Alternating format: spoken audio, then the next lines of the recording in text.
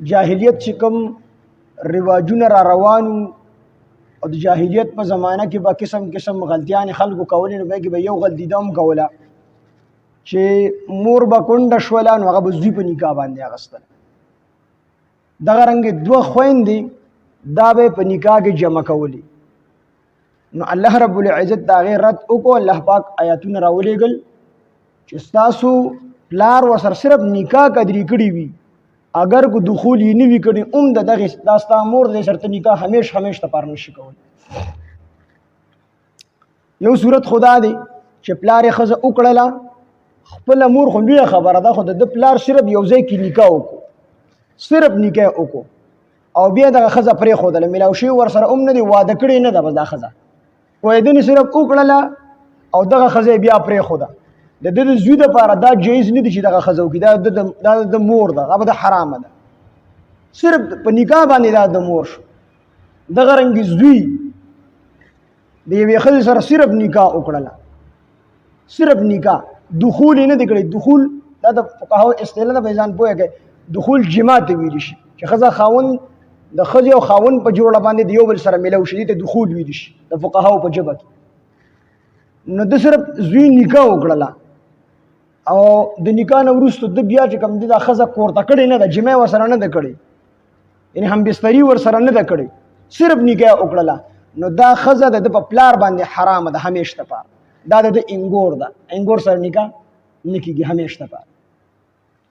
دغه رنګ یو سړی دی هغه یو ځای کې زنا وکړله، د یوې ښځې سره زنا وکړله، او دا رواج بعضې کسانو بعضې خلکو کې شته دی. اکثر د مور سره د یوې ښځې سره غلط تعلقات دي، نو د هغه لور خپل زوی دپاره وغواړي دپاره دی چې زموږ د تعلق مضبوط شي د یو بل سره.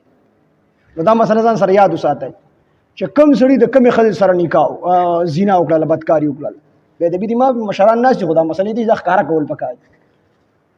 دا ښځې یو سړی او ښځې دي زنا وکړله، نو دا سړی چې دی خو دا ښځه په نکاح اخیستې شي، دا د ده څه ده لکه خپله ښځه، دا دې په نکاح باندې اخیستې شي، خو د دې ښځې مور دا سړی په نکاح نشي، دا د خواښې ده، او خواښې مثال د موري خواښه حرامه ده. نو د دې ښځې اصول او فروع، یعنې د دې ښځې مور، د دې ښځې نیا، د دې ښځې ورنیا، پرنیا، ټرنیا، دا په دې سړي باندې حرامي دي، نکاح یې نه ده کړې، زنا یې کړې ده ورسره. او دقه شان د دې ښځې لور، نوسۍ، کړوسۍ، پروسۍ، ټروسۍ، دا په دې زناکار باندې حرامي.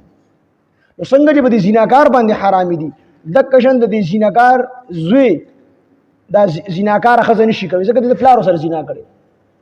دا د زناکار سړي زوی د دې زناکارې ښځې لور هم نشي کولی په نکاح باندې، ځکه چې دا د ښځې په نسبت شوله، نو د دې ښځې دا لور چې ده د لور په نسبت شوله، نو دې طرف ته د دې بل سړي د دې زوی خور کېږي، نو دا د یو بل سره نکاح نشي کولی، نه د هغه طرفه کولی شي نه د دې طرفه کولی شي.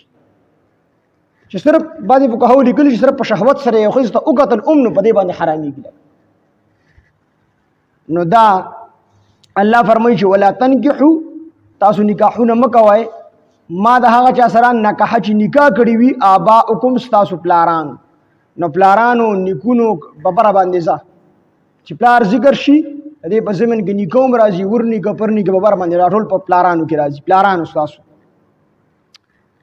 من النساء، د ښځو نه، الا مگر ما هغه قد سلفه چې مخکې تیر شوي دي. هم په جاهلیت کې تاسو کوم ګناهونه کړي دي، مثال په طور تاسو د خپل پلارانو د ښځو سره نکاحونه کړي دي، نو هغه ته الله معاف کړي دي، هغه په کفر کې تاسو کړي دي، جاهلیت په زمانه کې، او مخکې چې کوم تیر شوي دي هغه ته الله معاف کړي دي، خو اوس به داسې نه کوئ. الا ما قد سلف، مگر هغه چې مخکې تیر شوي دي د جاهلیت په دور کې.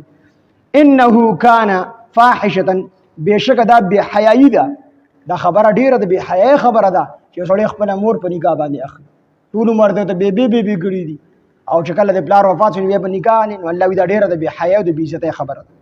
انه بېشکه دا کان د فاحشة، بې حیایي، و مقتا، او د غضب خبره، وساء، او بده د سبیل لاره، طریقه، دا ډیره بده طریقه ده.